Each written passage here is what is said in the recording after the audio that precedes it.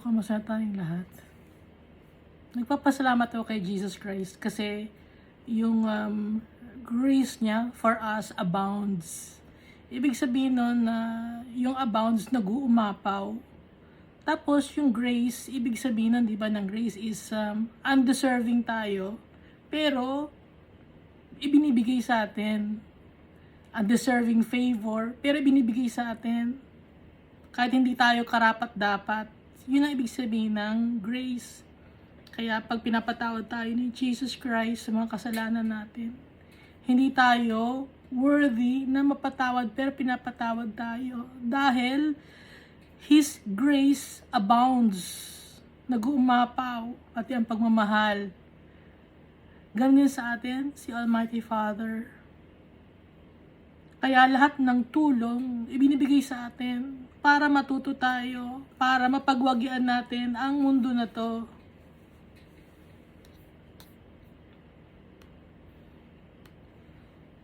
Kaya lagi tayo dapat magpapasalamat araw-araw. Lagi tayong magpe-pray. Lagi ko sinasabi, no? Lagi tayong magpe-pray. Kasi importante yung prayers natin para sa tatay natin, tsaka kay Jesus Christ. Maraming nagagawa ang prayers na mapacify tayo, na nawawala yung mga worries natin, na magiging peaceful yung mind natin. Dahil alam natin na yung tatay natin, tutulungan niya tayo, pati na si Jesus Christ. So, kahapon, yung binasa natin was the book of Luke, pero chapter 13.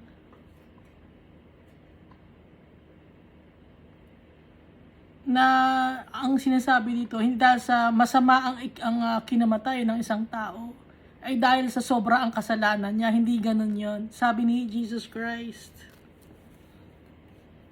Okay, di ba may mga tao na, uy, ang sama nang nangyari sa kanya, siguro masamang tao yon, madaming kasalanan siguro yon. May mga ganong tao na nagsasabi, hindi ganon, no? Sabi ni Jesus Christ, hindi ganon yon. Kasi lahat naman tayo pantay-pantay na makasalanan.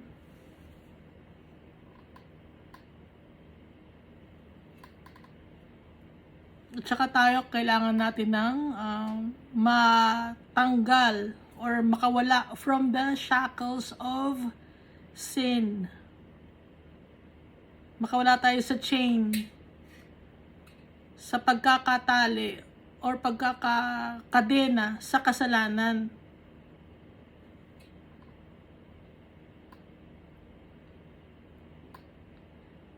At nagpagaling si Jesus na isang crippled woman na hindi dumediretso yung kanyang katawan. 18 years na yon. At pinagaling ni Jesus yon ng Sabbath day, kasi kahit anong araw, i-dedicate natin kay Almighty Father tsaka kay Jesus Christ. Di ba may nagsasabi sa inyo, isang araw lang na ibibigay niyo sa Diyos, hindi niyo pa mapagagawa? Bakit natin sasabihin isang araw? Lahat ng araw, ibibigay natin sa tatay natin. Hindi lang isang araw.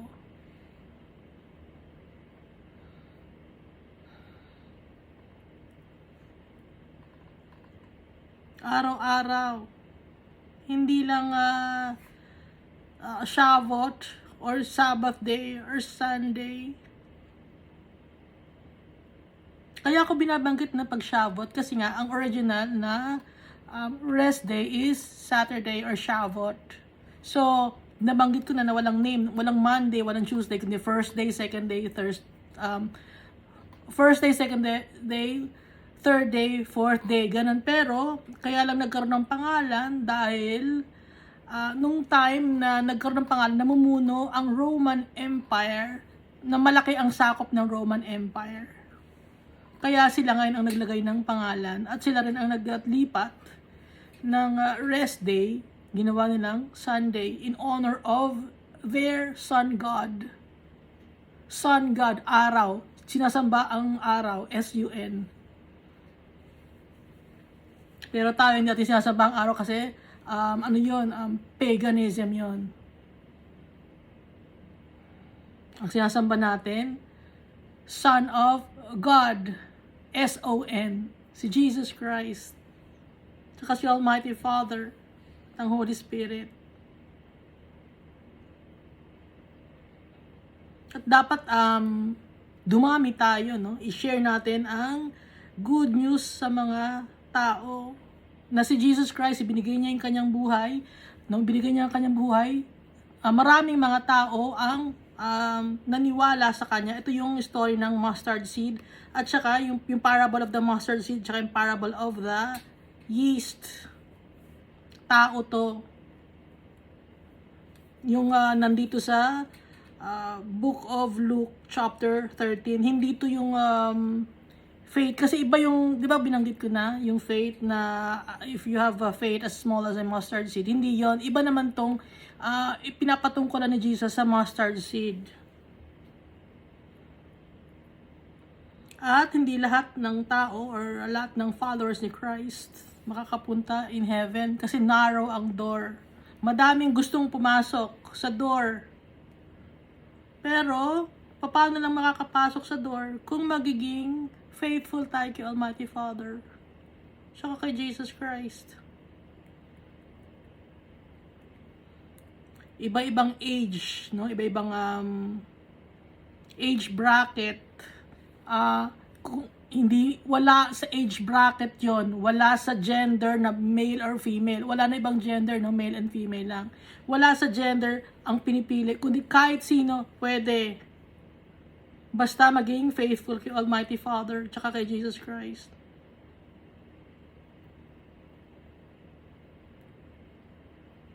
At si Jesus Christ, gusto niya tayong i-cover. Gusto niya tayong alagaan. Kaya magpapaalaga tayo kay Jesus Christ. Dahil hindi naman natin kaya alagaan yung sarili natin.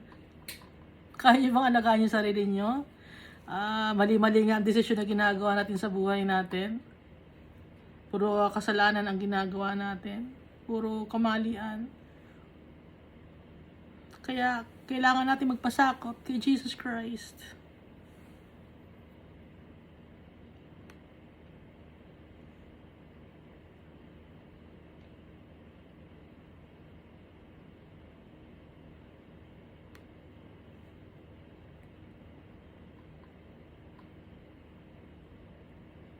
So, dito tayo sa Luke chapter 14.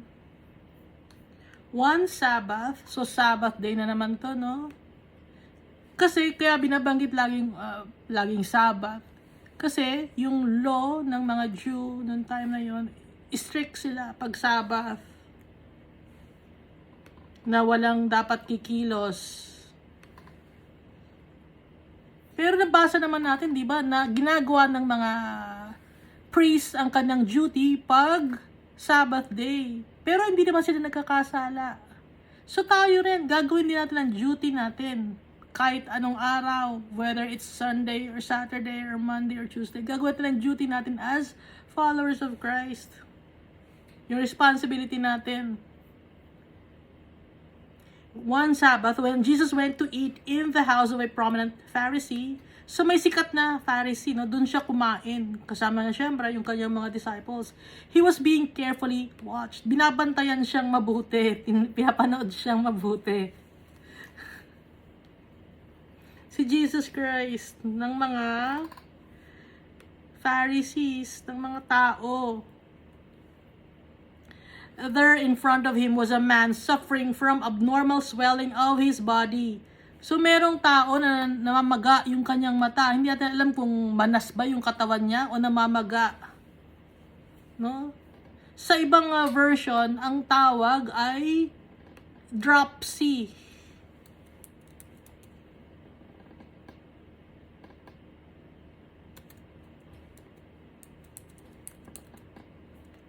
Dropsy ang tawag. Pero dito sa version ng NIV, ang tawag ay namamaga yung katawan. Ang dropsy is nagmamalfunction yung kanyang liver. Kaya namamanas siya.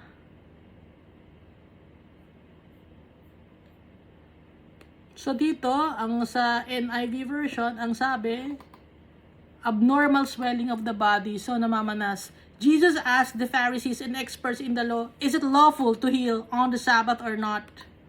Tinanong ni Jesus ang mga Pharisees, tsaka yung mga experts of the law. Alam na natin yung experts of the law, di ba? Kung tinanong niya kung is it lawful to heal on the Sabbath or not, pwede bang paggaling ng tao pag Sabbath o hindi? Ang tanong ni Jesus sa mga Pharisees at sa experts of the law. But they remained silent. Hindi sila nagsasalita, yung mga Pharisees. Wala silang reaction. Wala silang masabi. So taking hold of the man, he healed him and sent him on his way. So pinagaling ni Jesus yung taong namamanas or namamaga ang katawan or may dropsy. At hinayaan niyang makaalis yun. Then he asked them, if one of you has a child or an ox that falls into a well on the Sabbath day, will you not immediately pull it out? And they had nothing to say. Wala rin agad silang masabi.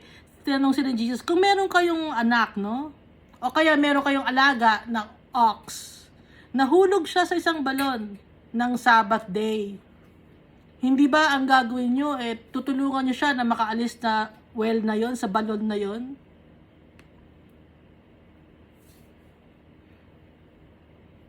Isi-save nyo, di ba, yung ox na yon o yung child na yon? And they had nothing to say. Wala na namang masabi ang mga Pharisees. Wala silang masabi. When he noticed how the guests picked the places of honor at the table, he told them this parable. So, syempre, in-invite si Jesus sa kainan, no, ng isang prominent na Pharisee. Marami ring tao, syempre, ang dumadalo. Gustong kumain, gustong mapanood si Jesus, gustong malaman kung anong ituturo ni Jesus, kung ano ang sasabihin ni Jesus. Kaya maraming mga bisita rin. Yung mga bisita na yon nag-uunahan, no? Nag-uunahan kung saan magandang pwesto. They pick the places of honor at the table. Kung saan pwede silang respetadong pwesto, dun sila pupunta. Halimbawa, ito table to ng mga Pharisees. Dun sila pupunta kung sa table ng Pharisees or sa table ng mga mayayaman. Dun nag-uumpukan sila. He told them this parable. So, nagbigay na naman si Jesus ng parable, ng story. When someone invites you to a wedding feast, do not take the place of honor. Pag merong nag-imbita sa inyo sa isang kasalan, huwag kayong uupo sa place of honor. Halimbawa, dun sa may magandang pwesto na malapit sa may kinasal. Kasi, ang sagot ni Jesus ito, ang sabi ni Jesus ito, for a person more distinguished than you may have been invited. Kasi baka merong mas importanteng tao na naimbita at yun ang kanyang pwesto. Sabi ni Jesus, if so, the host who invited both of you will come and say to you, give this person your seat. Kung sa ganon, yung host o yung nag-imbita sa inyo, sasabihin sa iyo, ibigay mo yung upuan mo dito sa taong to, umalis ka dyan. Nangyari na ba sa inyo yon? Ha? Nangyari na ba sa inyo na maganda yung pwesto mo, tapos ang gagawin, sir, alis ka dyan, meron dyan mas uupo na mas prominent na tao, mas importanteng tao. Yun siya sabi ni Jesus dito. Kaya huwag tayong pipili ng mga magagandang upuan. Okay? Na feeling natin, entitled tayo na dito dapat ang upuan ko, maganda ang pwesto ko, mataas ang pinag-aralan ko, dito ang upuan ko dapat. Kasi baka paalisin ka, may mas importante pang tao na darating, nakakahiya, mapapahiya ka, no? And then, humiliated, you will have to take the least important place at papapahiya ka. Ngayon, pupunta ka ngayon sa mas hindi magandang pwesto. Least important. Dahil nga, dun sa upuan mo, may mas importanteng tao ang dapat na maupo ron, hindi ikaw. Kaya pinaalis ka ngayon. Kaya ang turo sa atin ni Jesus, kung may mag-iimbita sa atin, huwag tayo sa magandang upuan pwesto, doon tayo sa dulo, sa gilid, no? Kasi kung kukunin natin ang pwesto ng importante, nakakahiya naman, hindi tapos papaalisin ka. Na-try niyo na, naramdaman niyo na ba yung pinalis ka?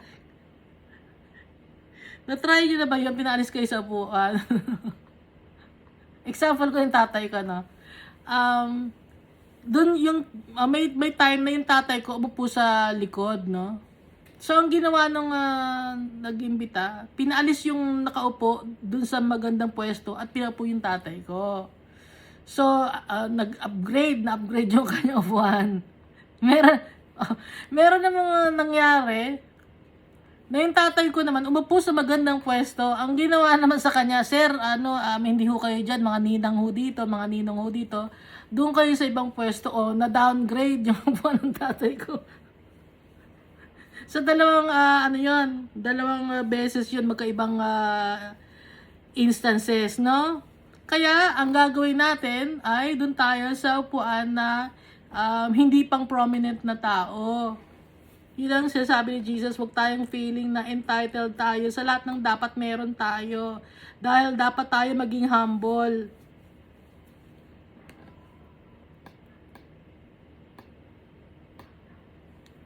But when you are invited, take the lowest place.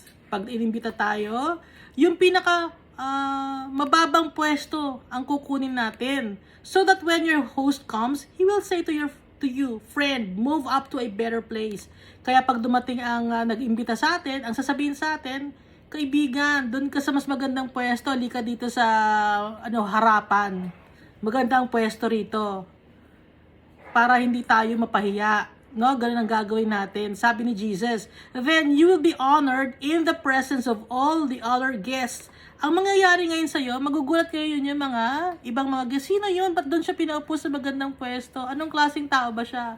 So, mabibigyan ka ngayon ng honor. Okay? For all those who exalt themselves will be humbled, and those who humble themselves will be exalted. Kung magpapakumbaba tayo, itataas tayo ng tatay natin. At kung sino man ang magpapakumbaba at ay tataas tayo ng tatay natin, at kung sino man ang nagpapataas, ang prideful, mayabang, ibababa tayo ng tatay natin. Tuturuan tayo ng tatay natin sa tama nating pwesto. Okay? Kaya wag tayong feeling entitled or maging prideful.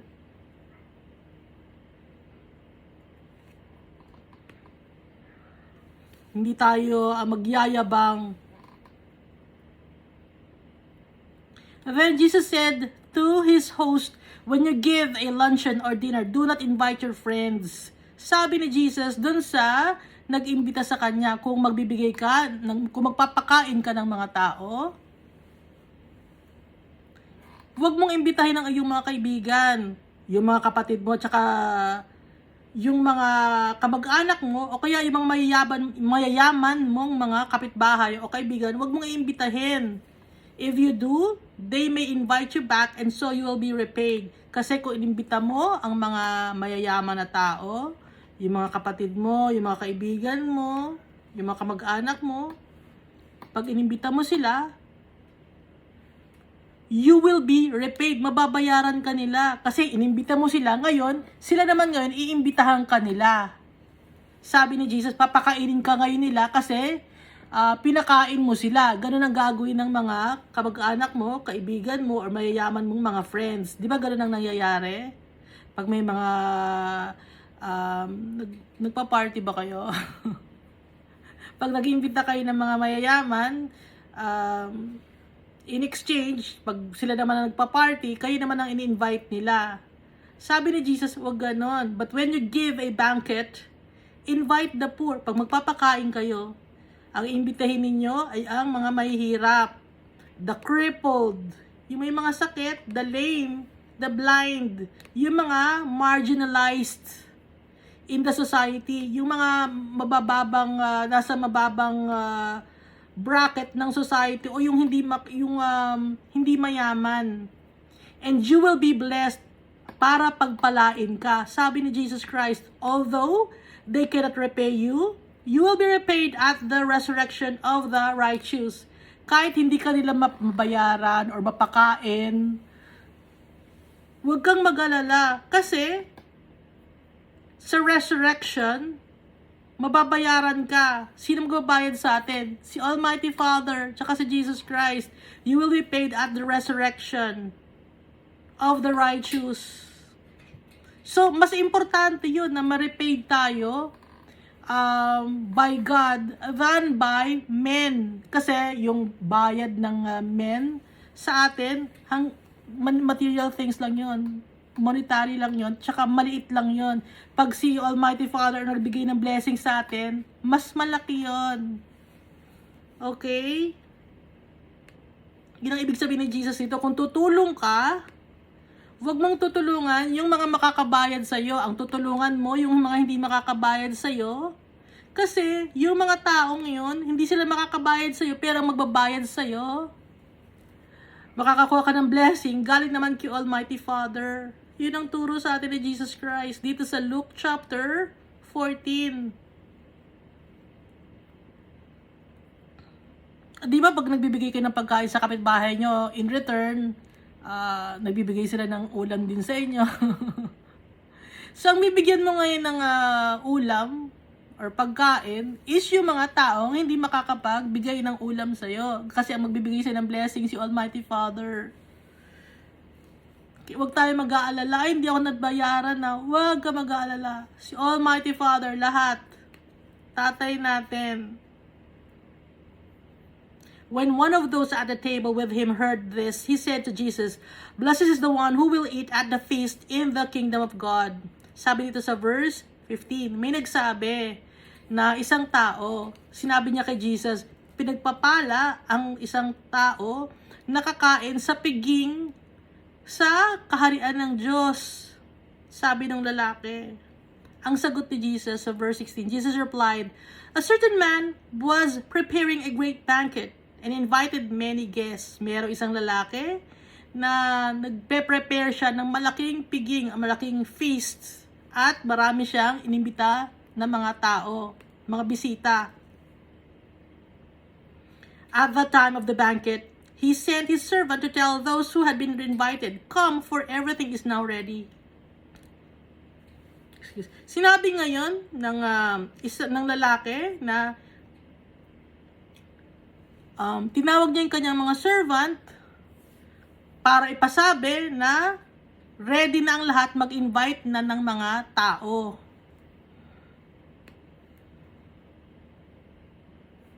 So, nag-invite na ng mga tao, yung mga servant.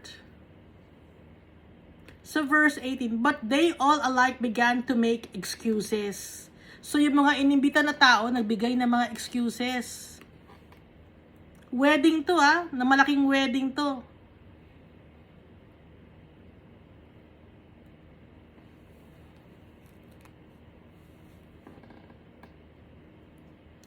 Feast lang pala nakalagay, no? Malaking kainan lang. Hindi siya wedding. Feast lang. Pero madami pa ring mga handa. Celebration. But they all alike began to make excuses. The first said, "I have just bought a field and I must go and see it. Please excuse me." Hindi ako makakapunta ng isang inimbita dahil kakabili lang niya ng lupain at dapat niyang magpunta sa kanyang lupain para i-check niya. "Please excuse me," sabi nung isang inimbita na lalaki. Itong inimbita na lalaki na to, marami siyang ari-arian. No? Kasi ang sinasabi niya to, field, meron siyang kakabili lang niya ng lupain. So, mayaman na lalaki ito. Ito namang verse 19. Another said, "I have just bought 5 yoke of oxen and I'm on my way to try them out. Please excuse me." Ito naman, nakabili naman siya ng 5 yoke of oxen. At i-check niya yung kanyang nabili na oxen. Kaya hindi siya makakapunta sa piyesta.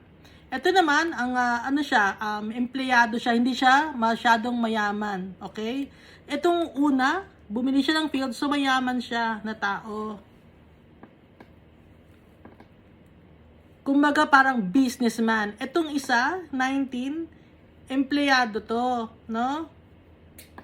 Still another said, I just got married so I can't come. Ito naman isa, kakakasal lang niya. Hindi siya makakapunta. So anong sinisimbolize ng mga tatlong taong to na hindi makapunta? Yung isa, ang sinisimbolize niya ay yung uunahin niya ang kanyang negosyo. Uunahin niya ang kanyang buhay.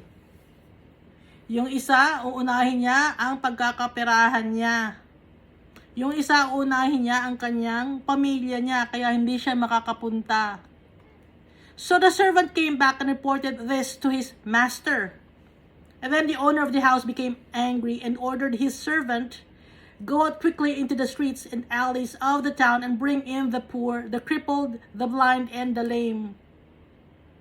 So bumalik ngayon yung mga servant. Sabi ng mga servant sa kanilang master, hindi makakarating ang mga inimbita ng mga tao. Kaya nagalit ngayon yung may-ari ng bahay.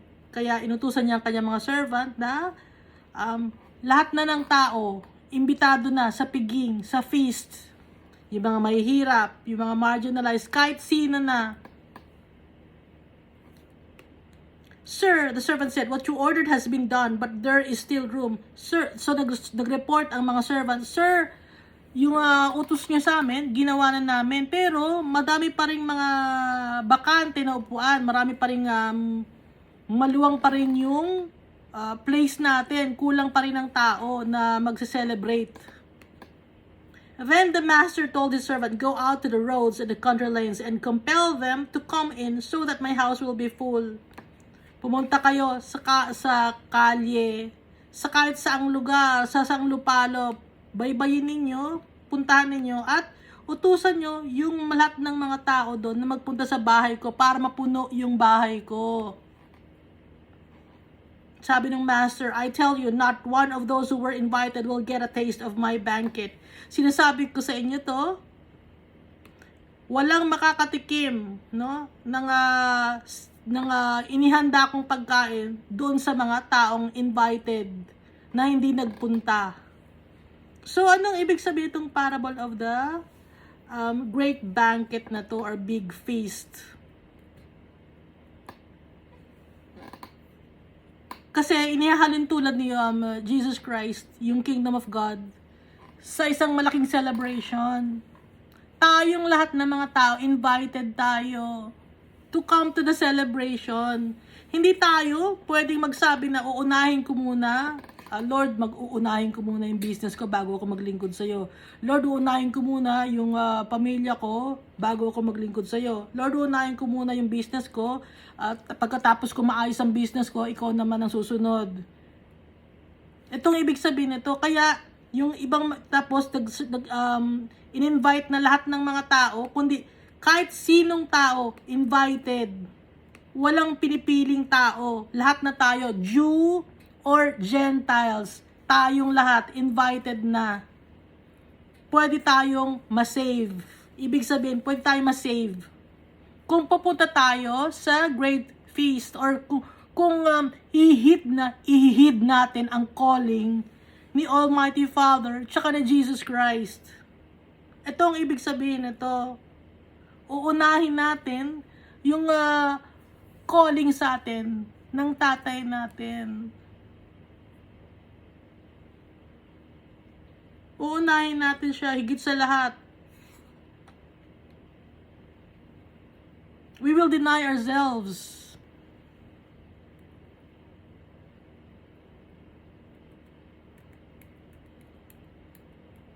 Sa heaven, sa kingdom of God, madami doon na mga tao, dati tao sila. Ngayon mga kasama ni Jesus Christ siya ni Almighty Father. Nagsi-celebrate sila dahil doon peaceful doon, masaya doon. Walang pain doon, walang sorrow. Kaya sinasabing celebration. It's a celebration na napagtagumpayan na yung mundong ito at nandun na sila in heaven. Kaya may celebration. Laging may celebration. Masaya ang tatay natin. Dahil nakasama niya yung kanyang mga anak, yung kanyang mga tinawag, yung mga nakasurvive sa trials and tests ng mundo na to. Kaya idinugtong dito sa verse 25, large crowds were traveling with Jesus, and turning to them, he said, if anyone comes to me and does not hate father, mother, wife, children, brothers, and sisters, yes, even their own life, such a person cannot be my disciple. Kaya nga itinugtong dito ni Jesus Christ na hindi talaga yung hate ang ibig sabihin na dapat kainisan mo, kundi pipiliin natin dapat kung sino yung importante. Ang importante sa buhay natin higit sa lahat, si Almighty Father. Baka sabihin niyo, aawayin ko na lang ba yung yung kapatid ko, ganun. Kung aawayin mo yung kapatid mo, yung asawa mo, yung pamilya mo, yung tatay mo, o yung hindi ka kay Almighty Father, hindi ka kay Jesus, kundi lang to, figures of speech lang yung sinasabi ni Jesus Christ na to. Kundi, ibig sabihin nito, i-deny mo yung sarili mo, yung kung ano yung gusto mo sa buhay. Dahil ang magiging priority natin, si Jesus Christ, at si Almighty Father. Dahil sila ang totoong pamilya natin. And whoever does not carry their cross and follow me cannot be my disciple. Kung sino man ang hindi kumuha or bumuhat ng kanyang cross at sundan ako, hindi siya pwede maging follower ko, sabi ni Jesus Christ. Deny ourselves, take up our cross, and follow Jesus. Itong ibig sabihin nito, gaya ng parable of the big feast or big banquet or the great banquet. Uunahin natin yung celebration, yung tawag sa atin ng tatay natin, yung invite sa atin ng tatay natin, ng higit sa lahat. Paano ba din unahin? Gagawin natin yung tama, ipapractice natin yung turo sa atin ni Jesus Christ. At ni Almighty Father, nababasa natin sa Bible yung mga ituturo sa atin. Yun ang pagsunod kay Jesus Christ. Yung turo niya ipapractice natin. Yun ang tamang pagsunod, tamang pag-follow. Suppose one of you wants to build a tower.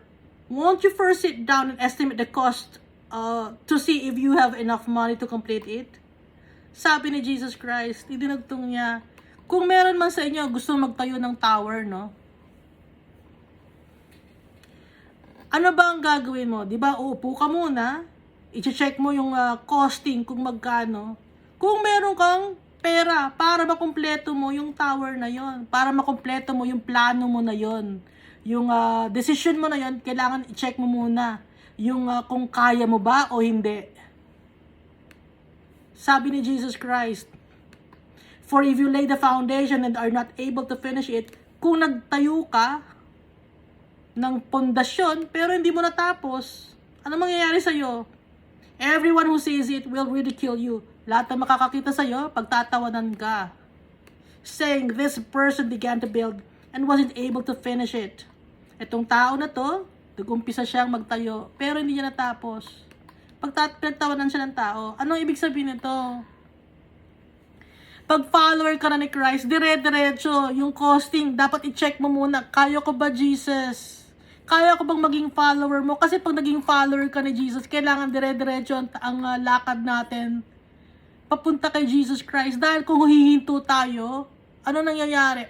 Ay, pagtatawanan ka ng mga tao, akala ko ba follower yan ni Christ? Ba't ano nangyari sa kanya?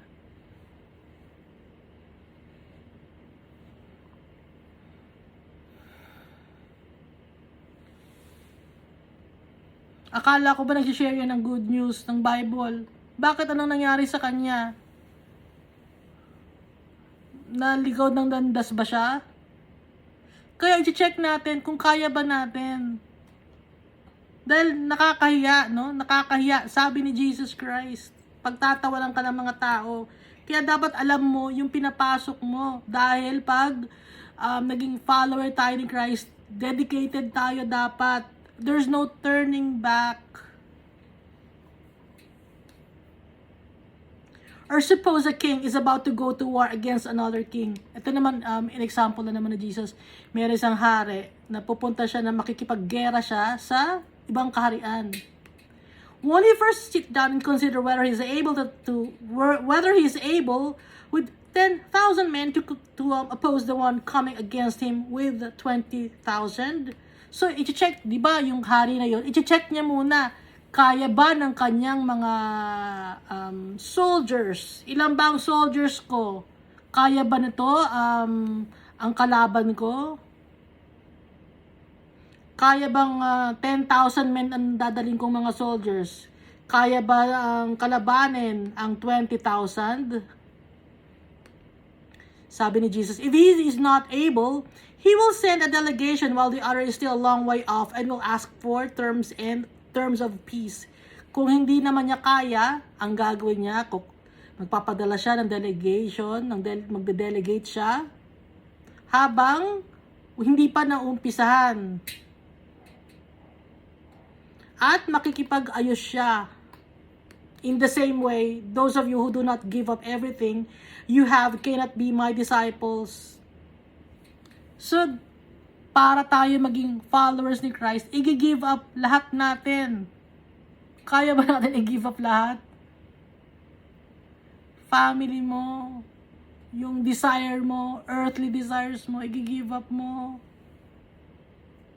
Yung pangarap mo, kaya ba? Yung pangarap mo na sumikat, pangarap mong yumaman, yung pangarap mo, ano bang mga pangarap ninyo? Kaya nyo bang ihinto yun para kay Christ? Kasi kung hindi nyo kaya ang ihinto yun, hindi kayo pwedeng maging followers ni Christ. Hindi tayo pwedeng maging followers ni Christ kung hindi natin kayang ihinto yung mga desire natin sa mundo na to. Kung hindi natin i-deny yung sarili natin ng mga bagay sa mundo na to, hindi tayo pwede maging followers ni Christ.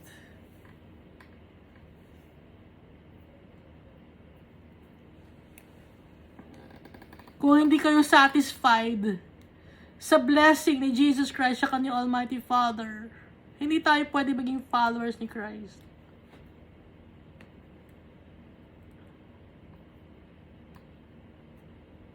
Malaki, no, ang kabayaran ng pagiging follower ni Christ, pero malaki din ang makukuha nating blessing from the Almighty Father, yung inheritance natin. So, kaya ba natin yung investment natin? Kaya ba natin i-invest lahat ng buhay natin? Ano ba ang kaya nating ibigay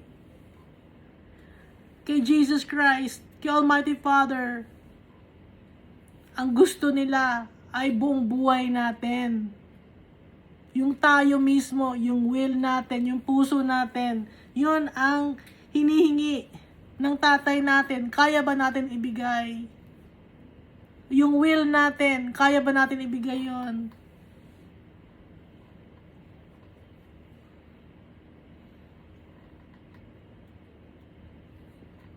Kung hindi natin kayang ibigay, wag na tayo mag-umpisa. Mapapahiya lang kayo.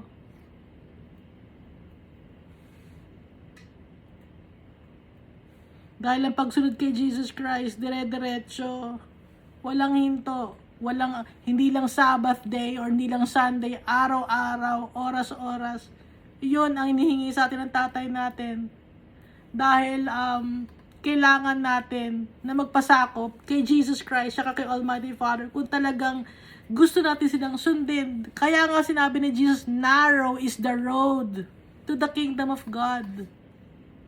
Kaya ngayon, yung mundo natin, liliit, no? Magiging makitid. Dahil meron tayong path na sinusundan. Yung path na yun na sinusundan ay yung path ni Jesus Christ. Napakahirap ng path na dinaanan ni Jesus Christ. Kaya ba natin yon? Makakaya natin yon kung susundin natin yung ituturo sa atin ni Jesus Christ sa kanyang Almighty Father. Lagi tayong magpe-pray. Kaya ba nating maraming dinidikta ang mundo na to, no? Nakala natin tama. Pero kung pag-iisipan mo, mali. Kaya ba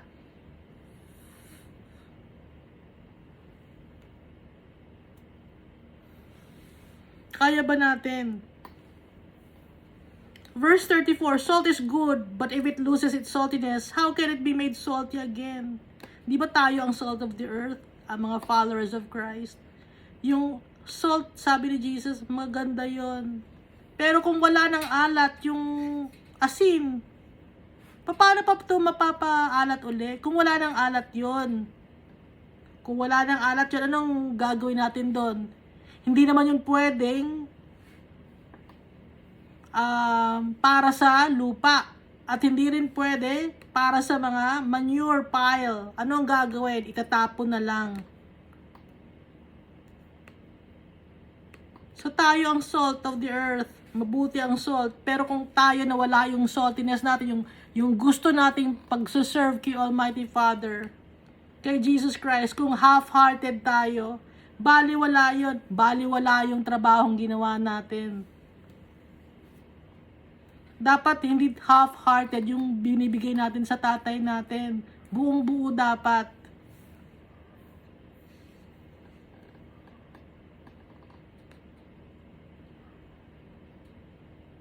Kaya hindi maging madali ang maging followers ni Christ.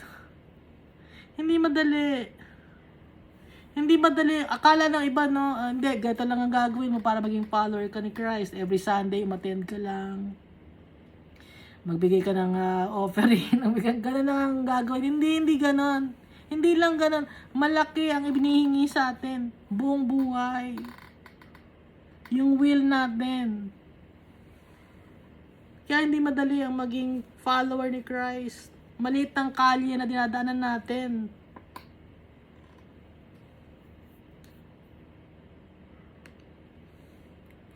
Kaya ngayon pa lang magde-decide na tayo. Ano bang gusto natin sa buhay? Kaya maraming tao, no, na dating Christian sila, followers ni Christ, anong ginawa nila? Hindi nila na itinanggal ang pangarap nila sa buhay. Hindi nila tinanggal yung pangarap nila sa buhay. Ang ginawa nila, sinunod nila ang kanilang kagustuhan. At tinalikdan nila si Almighty Father. Maraming ganon. May nababasa ako na dati siyang gospel singer, ganon. Alam niyo naman yan, di ba? May mga ganong story. Dati siyang gospel singer, kumakanta siya sa congregation for Jesus. And then, ano ang ginawa niya? Ipinagpalit niya yung pagsuserve kay Almighty Father. Ang ginawa niya, kumanta na siya sa world. Iba na ang kinanta niya. Hindi na kanta para sa tatay natin kay Almighty kay Jesus Christ, kundi kanta na para sa mundo. So, sumikat siya, no? Sumikat siya. Hindi lang naman dito sa Pilipinas yun, ha? Sa ibang bansa rin, sumikat. Pero malulus naman natin yung soul natin. Mapapalayo tayo sa tatay natin. Mapapalayo tayo kay Jesus Christ. Ano mangyayari ngayon sa kaluluwa natin? Nababaliwala yung pinagtrabahuhan natin. Kaya dapat i-choose natin lagi si Jesus Christ at si Almighty Father. Ang akala nyo wala akong pangarap sa buhay. Kahit matanda na ako, 797 na ako, may pangarap pa rin ako sa buhay. Pero tatanggalin ko na yung pangarap ko na yun. Tinanggal ko na yung pangarap na yun. Ibinigay ko na kay Jesus Christ. Yung pangarap na yun. Dahil kung yung pangarap na yun ang makakapagpahamak sa atin at makakapagpalayo sa atin sa pagmamahal ni Jesus Christ sa ni Almighty Father, wag na lang. Lord, hindi na lang. Ikaw ang gusto ko.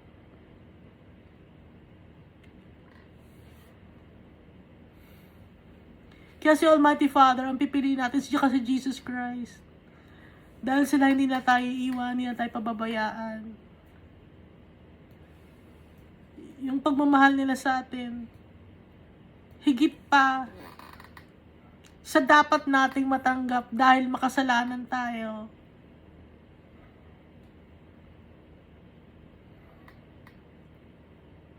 Pantay-pantay tayo na makasalanan. Ako din, makasalanan din ako. Pare-pareho tayo.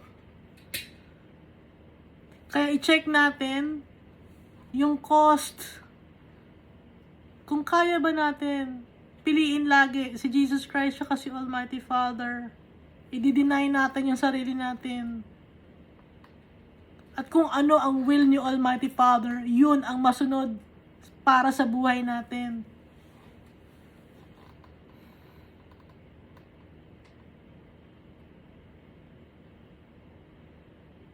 Pag pinili natin si Almighty Father at si Jesus Christ,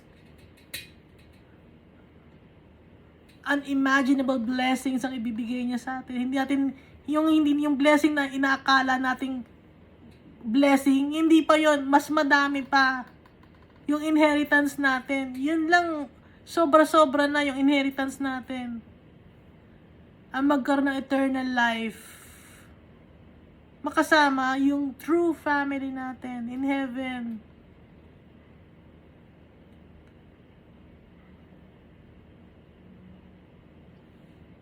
Yun ang plano sa atin ng tatay natin. Na sana makita natin at hindi tayo mabulag ng mundo na to. Hindi tayo mabulag ng flesh natin. Kaya lagi tayo magpe-pray na bigyan tayo lagi ng strength, kalakasan. Dahil mahina tayo, kailangan natin ng kalakasan from Jesus Christ and from the Almighty Father through the power of the Holy Spirit.